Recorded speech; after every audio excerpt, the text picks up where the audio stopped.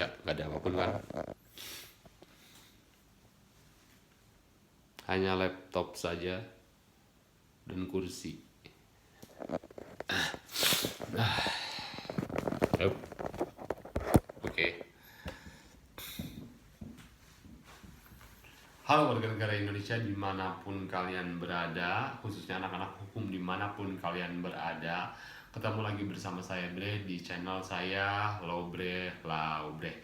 Kita sekarang belajar hukum pidana dengan cara yang menyenangkan dan tidak membosankan. By the way, bagaimana batik saya hari ini?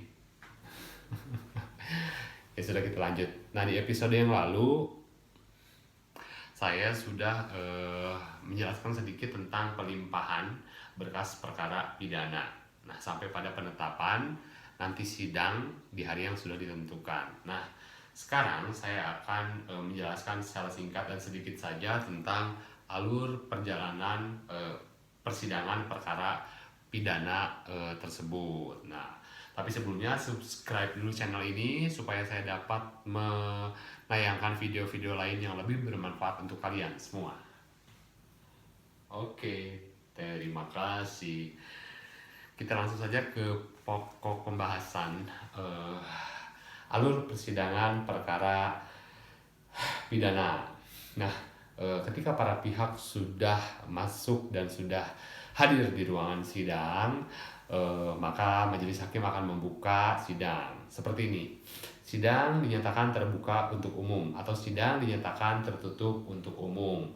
Nah, itu tergantung dari surat dakwaan itu sendiri. Nah, pada alur persidangan perkara pidana ini ada 10 agenda yang penting, yang paling penting. Yang pertama diantaranya adalah pemeriksaan identitas terdakwa. Yang kedua adalah pembacaan surat dakwaan. Yang ketiga adalah keberatan atau eksepsi. Yang keempat adalah pendapat penuntut umum jikalau ada eksepsi. Yang kelima adalah putusan sela jikalau ada eksepsi. Yang keenam adalah pembuktian. Yang ketujuh adalah tuntutan. Yang kedelapan adalah pembelaan atau sering dan terkenal disebut dengan pledoi. Yang kesembilan adalah replik dan duplik. Yang kesepuluh itu baru putusan. Oke.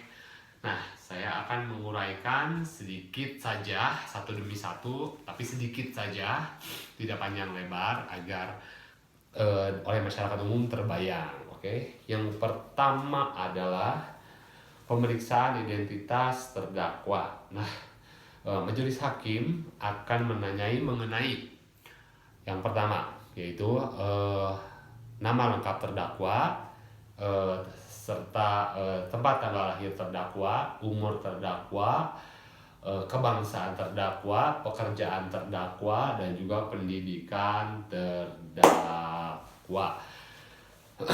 Nah, mengapa pendidikan terdakwa juga dipertanyakan? Nah, ini untuk mengetahui apakah terdakwa tersebut mengerti tentang isi dari surat dakwaannya. Nah, contohnya, jika terdakwanya tidak paham tentang baca dan tulis, akankah dia mengerti tentang isi surat dakwaannya? Tentu saja tidak akan mengerti. Nah, oleh karena itu, surat dakwaannya harus dibacakan oleh penuntut umum jikalau tidak bisa membaca dan menulis. Tetapi jikalau terdakwa ini dapat membaca dan menulis, surat dakwaan tersebut diberikan kepada terdakwa dan terdakwa juga bisa membacanya sendiri. Nah, seperti itu. Nah, setelah itu majelis hakim juga akan menanyakan tentang status penahanan dari terdakwa. Nah, ada beberapa status penahanan, diantaranya adalah satu, tahanan kota. Yang kedua adalah tahanan rumah. Yang ketiga, tahanan tidak ditahan. Yang keempat adalah pengalihan pernah ditahan atau pengalihan penahanan. Seperti itu. Nah, majelis hakim juga di sini akan menanyakan tentang apakah terdakwa didampingi oleh penasihat hukum atau tidak. Nah, kenapa? Karena terdakwa memiliki hak untuk didampingi oleh penasihat hukum atau yang disebut juga dengan pengacara. Nah, berikutnya majelis hakim juga akan menanyakan tentang apakah terdakwa sudah menerima salinan dari surat dakwaannya tersebut, seperti itu. Nah, itu adalah yang pertama, agenda pertama, yaitu pemeriksaan identitas terdakwa tadi. Nah, kita lanjut ke agenda yang kedua, yaitu pembacaan dari surat dakwaan. Pembacaan surat dakwaan ini dilakukan oleh penuntut umum atas perintah dari ketua sidang. Nah, surat dakwaan ini pun menjadi dasar terdakwa untuk nantinya mengajukan pembelaan atau pledoi. Nah, surat dakwaan ini juga berisi tentang pasal-pasal yang didakwakan terhadap terdakwa dan juga runtutan kejadian peristiwa tersebut.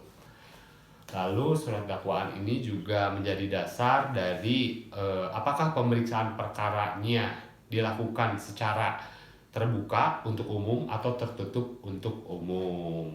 Nah, contoh yang di persidangan tertutup untuk umum adalah pada perkara kesusilaan. Tentunya semua anak-anak hukum juga udah tahu.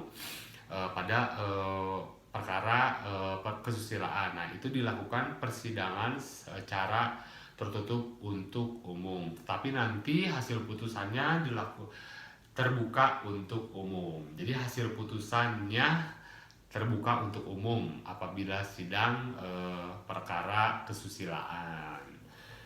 Nah, berikutnya adalah agenda yang ketiga.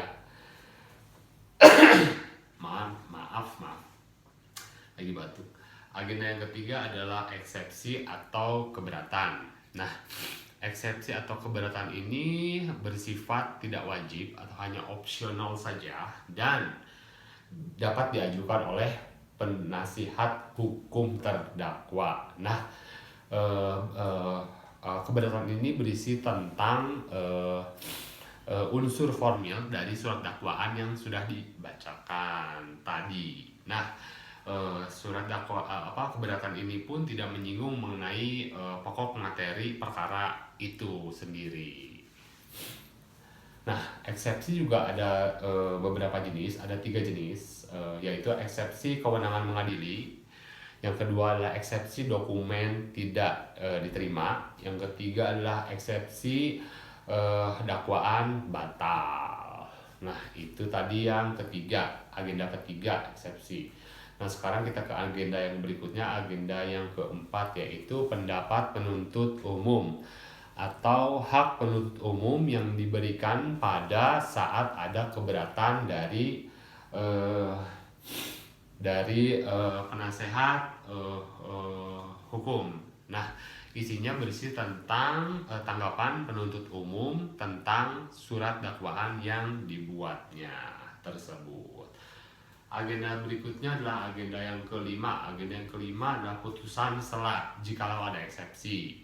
Nah, putusan sela ini dapat diterima dinyatakan dapat diterima oleh majelis hakim jikalau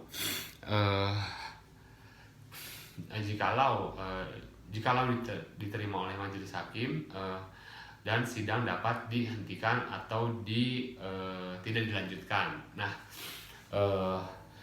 pada putusan sela ini juga penuntut umum diberikan kewenangan untuk mengajukan kembali perkaranya tersebut. Nah, selanjutnya jikalau keberatan ini tidak ditolak, maka sidang dapat dilanjutkan. Nah, agenda yang keenam adalah pembuktian. Nah, di Indonesia kita mengenal sistem pembuktian menurut undang-undang secara negatif, yaitu berdasarkan 2 alat bukti yang sah dan keyakinan hakim. Nah, ini terdapat dalam pasal 183 KUHP. Nah, penuntut umum dan penasehat hukum dapat mengajukan alat bukti. Nah, di sini contohnya satu, keterangan saksi, yang kedua adalah keterangan ahli jika ada, yang ketiga adalah surat, yang keempat adalah petunjuk, yang kelima adalah keterangan terdakwa, yang keenam adalah alat bukti itu sendiri untuk mempertegas argumen dari mereka, seperti itu. Yang ketujuh adalah tuntutan. Agenda yang ketujuh adalah tuntutan. Yang kedelapan adalah pembelaan atau pledoi. Yang kesembilan adalah replik duplik. Dan yang kesepuluh adalah putusan. Saya tidak akan menjelaskan secara lengkap, cukup yang pokoknya saja 10 tadi. Kalau begitu terima kasih atas perhatiannya. Mohon maaf kalau ada kekurangan. Selamat pagi, thank you. Assalamualaikum warahmatullahi wabarakatuh.